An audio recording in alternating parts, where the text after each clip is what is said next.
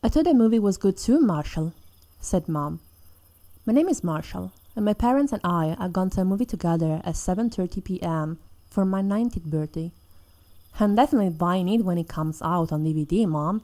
The acting was awesome, especially the action, I said to her. As we headed to the parking lot towards the car, my father said, Gotta agree, son. Before I could say anything, we heard a gun click, and I looked to my right, seeing Tracy, my ex-girlfriend, who I broke up with because she had abused me physically, and she had the nerve to take advantage of me. As she walked forward, her gun aimed at the three of us, she said, Marshall, you little traitor.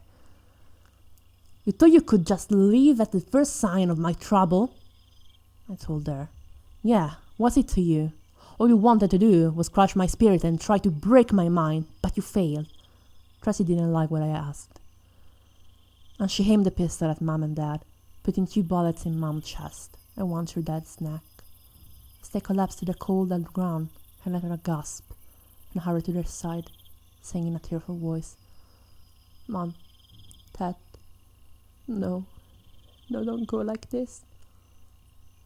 Mom smiled, kissed my cheek, as she said in a soothing voice, We love you, son, and we always will. Hang in there, son. We'll be watching over you. We promise. Dad said, as they both slowly died of blood loss from their wounds. I looked back at Tracy, who was now aiming the pistol at me, and I charged at her, screaming, You little bitch! Despite receiving a gunshot wound to my stomach, I managed to tackle Tracy to the ground. Then I knocked the gun from her hands, and after I stunned her with a kick to the face, I ran off, holding the bleeding wounds in my stomach with both hands to stop the blood itself from leaking any further. It wasn't long before I heard Tracy running behind me, clearly enraged that I continued to despise her, and she yelled, Come back here, you backstabbing reject! Ignoring her orders, I searched the nearby forest behind my house once I arrived there, and hid through it, attempting to find a place I could hide from Tracy. Soon I found a large den, and I ran inside, not sure whether it was occupied now or not. Tracy called up to me, panting hard, and she shot me twice in the stomach, making me fall into my back. The pain was making it hard for me to stay awake, but I didn't want to fall unconscious because that would mean Tracy would win. As my ex walked up to me, she aimed the gun at my face, smiling in a sinister manner, as she said, Even in that, you're still gonna suffer. Leave the human alone, said an angry voice from behind Tracy. She turned around, and the second she did, she was tackled off of me by whoever said that. As I slowly and painfully stood up, I noticed that the speaker was a black wolf with red stripes, which was tearing my ex apart, screaming in horror as she was eaten alive. After the wolf finished its meal, it stood up and turned towards me, smiling in a friendly way. Hello there, little one, the wolf said softly. I was shocked it could speak, let alone smile like humans could. And as I fell silent for a few moments, the wolf, who I figured was a female because of the voice, giggled, asking, What's wrong, human? Cat got your tongue? I was shocked that the wolf just spoke, but I managed to snap out of my trance and said, Well, I just didn't think you could talk. I know it's shocking, human, but you don't need to worry. I'm not gonna hurt you, said the wolf as she smiled. I smiled back and said, Good to know. So, who are you? Name's Shadow, little one, the wolf told me. What about you? I responded with, I'm Marshall, Shadow. Nice to meet you, Marshall, the wolf said with a smile, which didn't last long. Shadow then looked at Tracy's mutilated body and glanced back at me for a moment, asking, Marshall, I hate to even ask, but who was the woman that tried to kill you? Is that why you're out here? I nodded as I explained everything that happened. How Tracy was my ex-girlfriend, how she killed my parents before she tried to kill me, how she treated me when I was still with her. When I finished telling Shadow everything, I broke down in tears, and she embraced me in a hug and she purred in a comforting way, which slowly soothed me, calming my emotion in the process. Shh, let it out, little one. That's it. I'm right here. Shadow said comfortingly. It took some time, but I eventually calmed down, and I'm tearful say, Thanks, Shadow. You're welcome, Marshall. Hey, if you want to, you can live here with me, human, the she-wolf told me, smiling lovingly. I was so happy to hear that Shadow would take care of me. I wrapped my arms around her neck and buried my face in it, crying out of excitement as I said, Yes, I love that, Shadow. What she did next was something I didn't think would happen. When I lifted my face up, she moved her close to me and kissed me on the lips in a passionate manner. And if you want, after I heal these wounds, we can get to know each other, my love. Shadow told me with a smile. I kissed her back, saying, Guess you're grown to like me. Yeah, Marshall. 2 weeks ago, one of your kind saved me from Tracy. I recognized her when I came to your rescue. So ever since that, I've grown to like good humans. Shadow said, remembering the event. I see. It's over now, Tom. I replied, hugging her. So true, little one. Now, shall we? Asked the she-wolf, making me nod in response. So, after Shadow healed my gunshot wounds I got earlier, the two of us spent a good hour and a half getting to know each other, about our families, hobbies, and other stuff. Shadow, ever since I saw you when you saved me from Tracy, I've developed feelings toward you, I said as I blushed. I love you.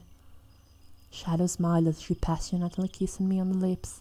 Then she nuzzled my cheeks with her nose, whispering, I love you too, honey. Come on, let's go to the nest. Our nest, my mate. We headed to the nest at the back of the den and cuddled in it as the two of us fell asleep, dreaming about each other.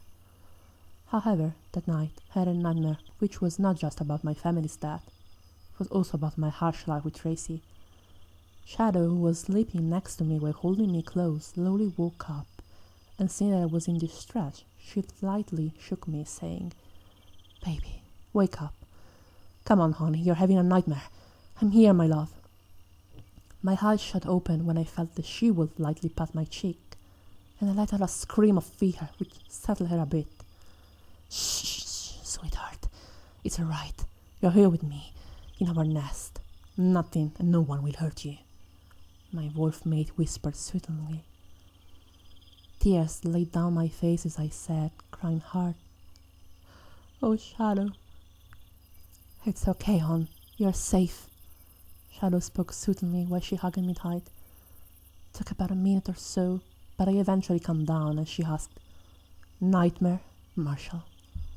I nodded, telling her every single detail in it, and a wave of sympathy washed over her as she purred, saying, It's alright, baby. It wasn't real. And Tracy is dead, so you don't need to worry about her anymore. I know, I said, sniffing a bit, but I don't want to go back to sleep, knowing that my past is gonna haunt me. Shadow kissed me on the lips as she purred, saying, Baby, I've got an idea on how to help you get better sleep, but you're gonna have to trust me, okay? I knew she was right because whatever her idea was, it would probably freak me out just as much as the nightmare did. So I took a slow, deep breath and nodded, saying, Got it, babe. What is it? I'm able to control my stomach functions, meaning the digestion is controllable. So if I swallow you, I can keep you in my belly until morning, then let you out at that time. Shadow explained. What? I asked, shocked at the question. Oh, don't be scared, my love, Shadow saying soothingly as she planted a few kisses on my lips. You won't be harmed, not even digested, so you'll be safe in my tummy. I was scared to be swallowed, but Shadow sounded very sincere when she explained everything, so, mustering up all my courage, I nodded, saying, Okay, Shadow, go ahead. I mean, you haven't hurt me at all once. Shadow purred happily before kissing my forehead. Then she stroked my face with her claw gently and whispered, Listen, my love, your past has been buried, and the death of your parents aren't gonna be in vain. I'm not doing this because I'm hungry. I'm doing this because I love you as my human mate. I burst into tears and hugged her waist, crying. Shadow, I'm scared. Shadow kissing me on the neck passionately as she purrs, saying, shh, shh, shh, shh. Don't cry, little one. You're not gonna be hurt, and I will be gentle. You're ready. I looked back into her blood-red eyes, which were filled with tears of sympathy, and I nodded as I told her, yeah, I'm ready. Just trust me, honey. I will be gentle, Shadow said softly. With that, she slowly opened her mouth and lowered it over my head, being extra careful with her teeth. Stay calm, Marshall, I thought to myself. You got this. As Shadow slowly eased my body down her throat, she licked my skin so that it would be easier to get me down. After a few more powerful gulps, I was deposited in the Shadow's stomach, and I heard a sigh in satisfaction. Oh, Marshall, you taste so lovely, Shadow said, smiling. I blushed as I laughed a bit, and I told her, I'm glad you think so. So can I sleep in here, baby? Shadow giggled lovingly, and she rubbed her fur-covered belly, responding with, Of course, sweetie. You can sleep or relax in there anytime you want. With a smile, I rested against the stomach wall, sighing, Thanks, Shadow, for everything. I told her. Shadow giggled as she spoke with, It's nothing, my love. No matter what, you won't be alone, not anymore. Then her belly grumbled quietly, and the she-wolves giggled again and said, Oh, sounds like my belly loves you too, baby. I laughed at her compliments, and while I closed my eyes, drifting off to sleep, I told her, And I love you too, Shadow. Shadow lay down and cuddled her stomach, saying, I love you too, honey. Your parents are watching over you, and so am I. Good night, baby. I'll see you tomorrow. With that, my wolf mate joined me in slumber, happy to have saved a life from fear and pain. As for me, I was glad to have found a loving person who truly cared about me, and I couldn't wait to spend the rest of my life with Shadow, the black and red wolf that kept me in her tummy, safe from any danger.